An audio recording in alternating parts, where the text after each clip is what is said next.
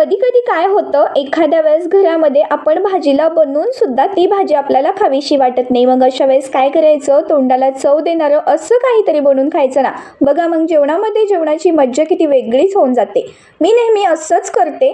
माझ्याकडे घरामध्ये भाजीला असलं कधी केलेलं तरी पण मला ती एखाद्या वेळेस भाजी नाही खावीशी वाटली तर मी असं काहीतरी बनवून खात असते. हे मात्र माझं नेहमीच चाललेलं असतं. काही ना काही मला जेवणात तोंडी लावायला लागतं म्हणजे लागतंच. मला सगळे म्हणतात बापावरती गेलीये. माझ्या पप्पांना पण नेहमी तोंडी लावायला काही नसलं ना की मग ते जेवणच करत नाही. त्यांना तोंडी लावायला काहीतरी वेगळं असं लागतं. पण एक मात्र खरंय, गावाकडे गेल्यानंतर माझी सुद्धा पप्पामुळे मज्जाच होऊन जाते. कारण आई नेहमी पप्पांना असं स्पेशल काही वेगळं तोंडी लावायला बनवत असते. माझी सुद्धा मज्जा होऊन जाते. आज माझ्या सकाळच्या जेवणामध्ये दुधी भोपळ्याची भाजी बनवलेली होती आणि नवरोबाला तीच टिफिनला दिली. पण मला काही ती खावीशी नाही वाटली म्हणून मी ते कांदा चटणी बनवली, मस्त चपाती सोबत एन्जॉय केला. या मंडळी खायला.